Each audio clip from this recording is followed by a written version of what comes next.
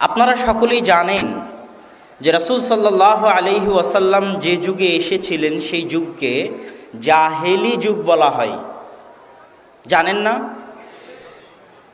জাহেলি যুগ বলতে আপনারা বুঝেন অন্ধকারাচ্ছন্ন যুগ, এত খারাপ যুগ যে যুগে পিতা তার সন্তানকে, মেয়েকে নিজে হাতে কবর দিত। কিন্তু কোনোদিন ভেবে দেখেছেন কি যে জাহেলিয়াত শব্দের শাব্দিক অর্থ কি? জাহেলিয়াত শব্দটি জাহেলিয়াত মানে মূর্খতা। জাহেলিয়াত শব্দটার শাব্দিক অর্থ হচ্ছে মূর্খতা, অজ্ঞতা। ওই জাহেলিয়াতের বিপরীতে এসেছিল হচ্ছে ইসলাম। তার মানে ইসলাম মানে হচ্ছে জ্ঞান, ইলম। কথা কি বুঝতে পেরেছেন? যেহেতু জাহেলিয়াত মূর্খতার বিপরীতে কি এসেছে? ইসলাম এসেছে। তার মানে ইসলাম মানেই জ্ঞান। ইসলামের অপর নাম কি? ইলম। জ্ঞান আছে, ইসলাম আছে। ইলম আছে, ইসলাম আছে। জ্ঞান নাই, ইলম নাই, ইসলামও নাই। এই জন্য মাঝে মাঝে আপনারা অনেকেই বলেন যে খুব কড়া বক্তব্য, এত কড়া বক্তব্য কি দিতে হয়? কিন্তু বক্তব্যটা ঠিক। কি বলে? আব্বু বক্তব্যের মধ্যে বলে যে প্রিন্সিপালের সামনে, যে ভিসির সামনে ছেলেমেয়েরা নাচে, তাকে যদি অশিক্ষিত প্রমাণ করতে না পারি তাহলে জাতির সামনে বক্তব্য দিব না। যারা পহেলা বৈশাখ পালন করে তাদেরকে যদি অশিক্ষিত প্রমাণ করতে না পারি তাহলে জাতির সামনে বক্তব্য দিব না। তাহলে এবার বুঝেন কেন অশিক্ষিত। ইসলামের বিপরীত প্রত্যেক কাজই হচ্ছে মূর্খতা। ইসলামের বিপরীত প্রত্যেক কাজই হচ্ছে অজ্ঞতা। সে জানে না, এই জন্য তার ভিতরে জ্ঞান নাই, ইলম নাই। চাহে যত বড়ই ডক্টরেট ডিগ্রির অধিকারী হোক, যত বড়ই দেশের মন্ত্রী হোক, এমপি হোক, তার ভিতরে ইলম নাই, জ্ঞান নাই। এই জন্য সে জাহিলিয়াত, মূর্খতায় ডুবে আছে। ইলমের গুরুত্ব বুঝাতে গিয়ে শত হাদিস আপনাদের সামনে পেশ করা যাবে, কিন্তু অত হাদিস পেশ করার মতো আসলে সময়ও নাই। তারপরেও সুনান ইবনে মাজার 224 নম্বর হাদিসে আনাস বিন মালিক রাদিয়াল্লাহু তাআলা আনহু থেকে বর্ণিত, তিনি বলেন রাসূল সাল্লাল্লাহু আলাইহি ওয়াসাল্লাম বলেছেন, তলাবুল ইলমি ফরিদাতুন আলা কুল্লি মুসলিমিন। জ্ঞান হাসিল করা প্রত্যেক মুসলিমের উপর ফরজ। এই হাদিস আপনারা অনেক শুনেছেন, আজকে একটু বুঝেন। কিভাবে বুঝবেন? আপনারা শুধু মনে করেন তালেবে ইলম মানে জামিয়া সালাফিয়ার ছাত্র। জ্ঞান হাসিল করবে কে? মক্তব মাদ্রাসার ছাত্র। জ্ঞান হাসিল করবে কে? মদিনা বিশ্ববিদ্যালয়ের ছাত্র। আর আল্লাহর রাসূল কি বলছেন? জ্ঞান হাসিল করা কাদের উপর ফরজ? প্রত্যেক মুসলিমের উপর ফরজ। তার মানে আপনারা যারা এখানে এসেছেন সকলেই জ্ঞান হাসিল করতে এসেছেন।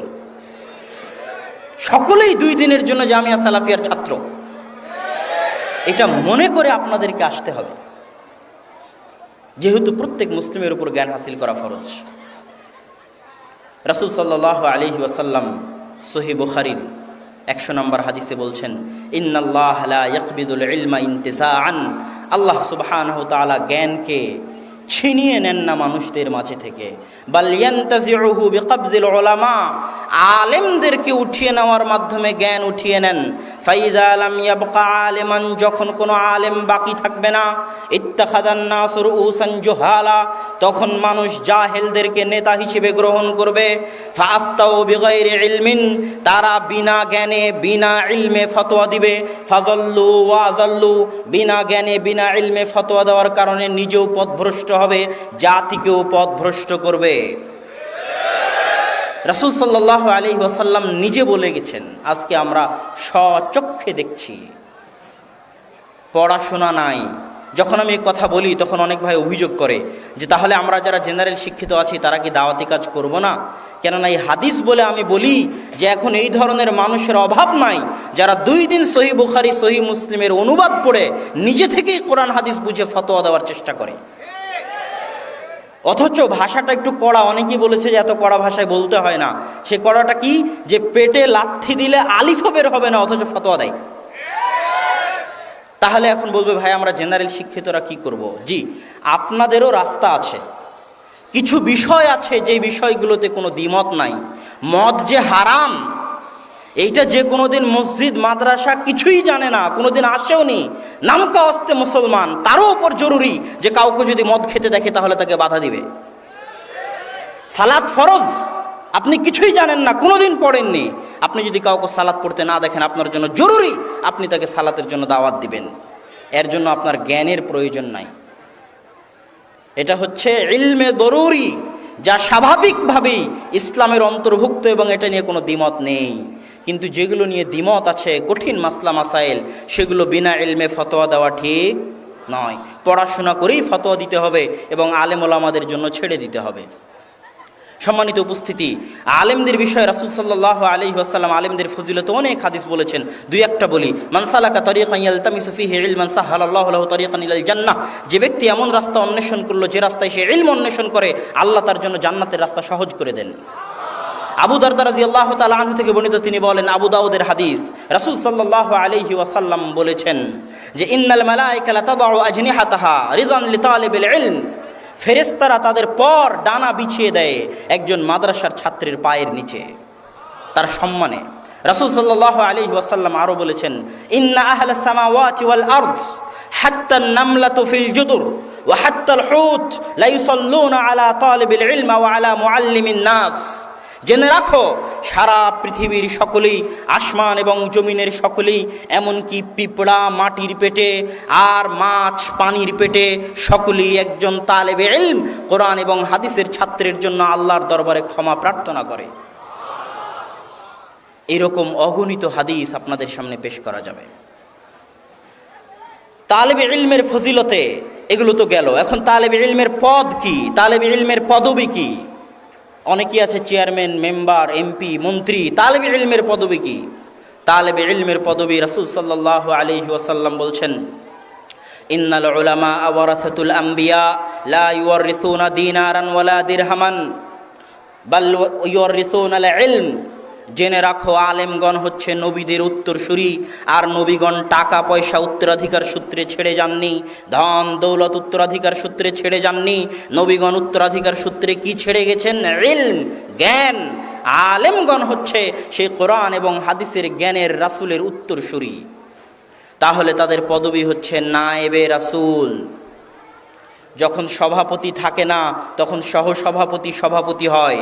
রাসূল নাই, রাসূলের দায়িত্ব কারা পালন করবে? নায়েবে রাসূল, আলেমগণ। তো আলেমগণ হচ্ছে নায়েবে রাসূল। রাসূল সাল্লাল্লাহু আলাইহি ওয়াসাল্লামের অনুপস্থিতিতে তার স্থলাভিষিক্ত। আরেক ভাষায় বলা যায় রাসূল ও রাসূলিল্লাহ। রাসূল শব্দের অর্থ হচ্ছে মেসেঞ্জার, ফেসবুকের মেসেঞ্জার, যার মাধ্যমে আপনি তথ্য আদান প্রদান করেন, চিঠি আদান প্রদান করেন। তো আল্লাহর রাসূল হচ্ছেন বার্তাবাহক। আল্লাহর পক্ষ থেকে কোরআনকে চিঠি হিসেবে দুনিয়ার মানুষের কাছে নিয়ে এসেছেন। তিনি নাই, তিনি চলে গেছেন। এখন তার বার্তাবাহক হিসেবে পৃথিবীতে কিয়ামত পর্যন্ত কোরআন এবং হাদিসের দাওয়াত দিয়ে যাবে কারা?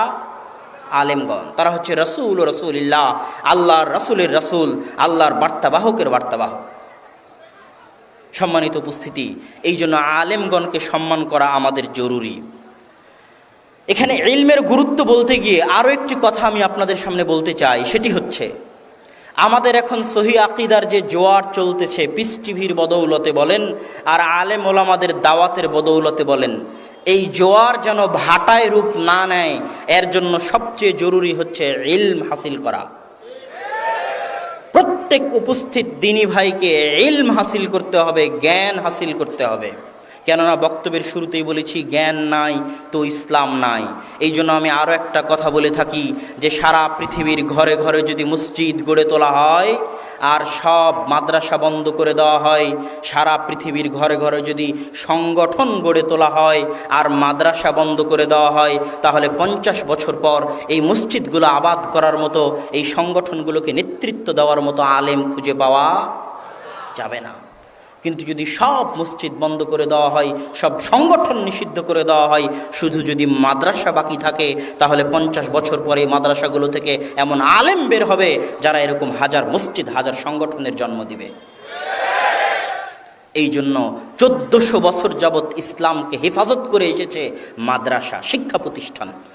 শিক্ষা প্রতিষ্ঠান হচ্ছে ইসলাম রক্ষার দুর্গ। আগামীকাল যদি সুযোগ হয় হিজবুত তাওহীদের উপর আলোচনা করব। এই হিজবুত তাওহীদ গোষ্ঠীটা কথায় কথায় আলেম ওলামাদের জ্ঞানকে তুচ্ছ তাচ্ছিল্য করে, যে আলেম ওলামা এত সারাহ শুরুহাত লিখে কি করেছে, এত ফিকার বই লিখে কি করেছে। আগামীকাল বিস্তারিত আলোচনা হবে। এমনকি আমাদের মধ্যেও অনেকেই বলে যে এখন শুধু মাদ্রাসা তৈরি করার ঝোঁক উঠেছে, এত মাদ্রাসা দিয়ে কি হবে। নাউজুবিল্লাহ। আমি আমার সংক্ষিপ্ত বাংলাদেশের সংক্ষিপ্ত সফরে দেখেছি আলহামদুলিল্লাহ, চাঁদপুর, লক্ষ্মীপুর, চিটাগাং, ফেনী, প্রত্যেক অঞ্চলে ছোট ছোট সহিহ আকীদার মাদ্রাসা গড়ে উঠতেছে।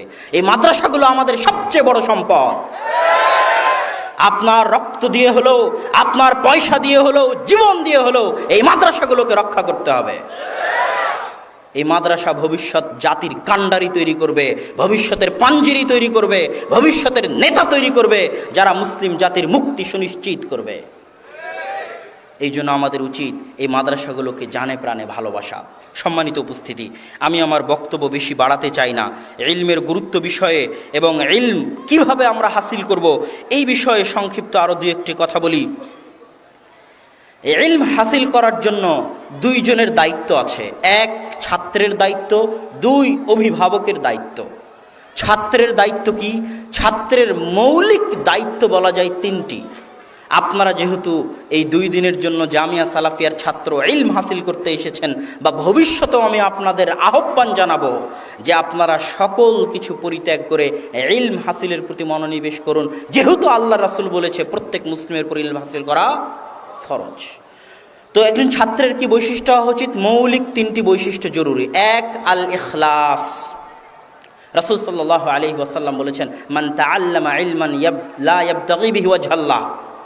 যারা জ্ঞান হাসিল করে আল্লাহর সন্তুষ্টির জন্য নয়, বরং দুনিয়া অর্জনের জন্য, তারা জান্নাতের গন্ধও পাবে না। আল্লাহ তুমি আমাদের হেফাজত করো। কত ভয়াবহ কথা! ইলম হাসিল যদি কেউ করে দুনিয়ার জন্য, তাহলে রাসূল সাল্লাল্লাহু আলাইহি ওয়াসাল্লাম বলছে সে জান্নাতের গন্ধও পাবে না। আরেকটা হাদিস আপনারা জানেন, বুখারীর ইলম অধ্যায়ে এসেছে, মিশকাত ইলম অধ্যায়ে আছে, লম্বা হাদিস, যে 3 জনকে দিয়ে কিয়ামতের মাঠে বিচার শুরু করা হবে। রজুলুন উস্তুশহিদা ফি সাবিলিল্লাহ, একজন আল্লাহর রাস্তায় শহীদ হয়ে গেছে। ওয়া রজুলুন তাআল্লামাল ইলমা ওয়া তাআল্লামাল কুরআন ওয়া আল্লামাহ, আরেকজন যে কোরআন শিখেছে, কোরআন শিখিয়েছে। ওয়া রজুলুন তাসাদ্দাকা ফি সাবিলিল্লাহ, আর আরেকজন যে আল্লাহর রাস্তায় দান করেছে। তন্মধ্যে 2 নম্বরে আছে এমন ব্যক্তি যে কোরআন এবং হাদিসের জ্ঞান অর্জন করেছে। তখন ফাআরাফা নিআমাহু ফাআরাফা, আল্লাহ সুবহানাহু ওয়া তাআলা তাকে তার নিয়ামত স্মরণ করিয়ে দিবেন। কি নিয়ামত? তোমাকে জামিয়া সালাফিয়ার মাঠে যাওয়ার সুযোগ দিয়েছিলাম, মদিনা বিশ্ববিদ্যালয়ে পড়ার সুযোগ দিয়েছিলাম, কি করেছো? তখন সে বলবে, আল্লাহ তাআল্লামতুল কোরআন, আমি কোরআন শিখেছি। ওয়া তালাউতু ফীকাল কোরআন, এবং কোরআন পড়েছি। ওয়া আল্লামতুহু, এবং মানুষকে কোরআন শিখিয়েছি আপনার জন্য। তখন আল্লাহ সুবহানাহু ওয়া তাআলা বলেন, কাযাবতা, তুমি মিথ্যা বলছো, বরং তুমি কোরআন এই জন্য পড়েছো লা আইয়ুকালা কারি আও আলিম, যেন তোমাকে কারি বলা হয়, আলেম জ্ঞানী শাইখ বলা হয়। এই জন্য তুমি কোরআন এবং হাদিস শিখেছো এবং পড়েছো। ফা উমিরা বিহি ফাসুহিবা আলা ওয়াজহিহি ফিন্নার, অতঃপর তাকে নির্দেশ দেওয়া হবে ফেরেশতাদেরকে, এবং উল্টা মুখে তাকে ছেঁচড়াতে ছেঁচড়াতে জাহান্নামে নিক্ষেপ করা হবে। এই হাদিস থেকে আমাদের শিক্ষণীয় হচ্ছে, এই হাদিসে আল্লাহ সুবহানাহু ওয়া তাআলা কোনো সুদখোর ঘুষখোরকে জাহান্নামে নিক্ষেপ করছেন না, কোনো পাপিষ্ঠ পাপাচারী গুনাহগারকে জাহান্নামে নিক্ষেপ করছেন না। এই হাদিসে আল্লাহ সুবহানাহু ওয়া তাআলা কোনো ডাকাত, রাহাজানি, চোরকে জাহান্নামে নিক্ষেপ করছেন না।